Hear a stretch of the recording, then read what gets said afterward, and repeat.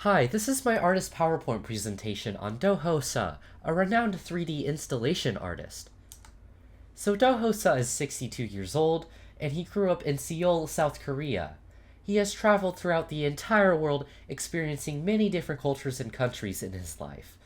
Do-Ho-Sa specializes in representing these cultures and his personal experiences with them through his sculptures.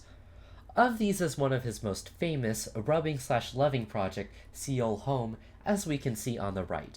It is a life-size recreation of his childhood home made from graphite on paper and aluminum, and I think his subject matter, what he chooses to make, is really interesting. He allows himself to share his personal experiences with his audience and help them feel the same feelings he felt to a degree using art. Now, as I said, he is an installation artist, focusing on having the audience experience his work up close and personal. Do-Ho-Sa himself says this is to help share his personal experience and feelings as accurate as he can. And one of the best examples of this is his installation Fallen Star. As we can see on the right, it appears to be a normal house, but obviously everything is at a slant.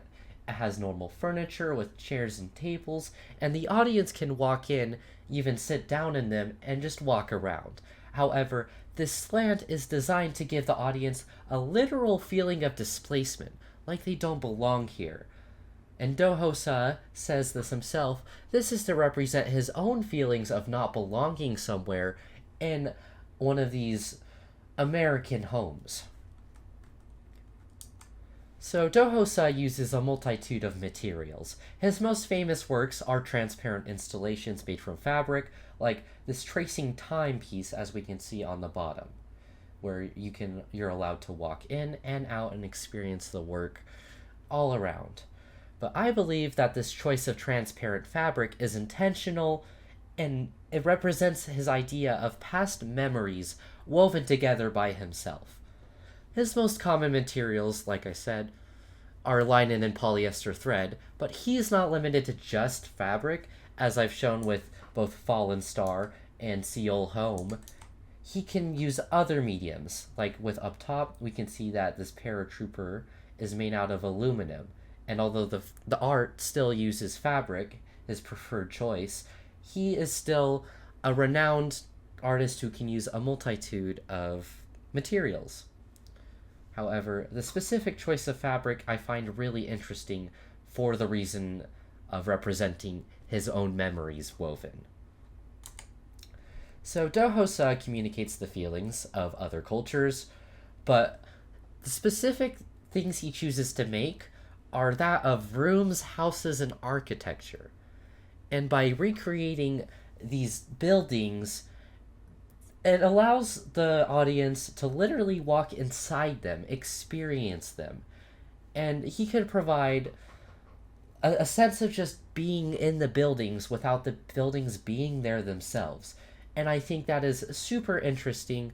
Like, a house, like, let's say from Japan, most people won't ever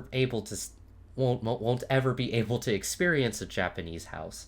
But Do-Ho-Sa, as he's been throughout the world and experienced these with his own eyes, can recreate them and make these own feelings and experiences for the audience, if that makes sense. Now, Do-Ho-Sa mainly takes on the advantage of space more than anyone else. That comes naturally with being an installation artist, but I think the way he implements it is incredibly unique.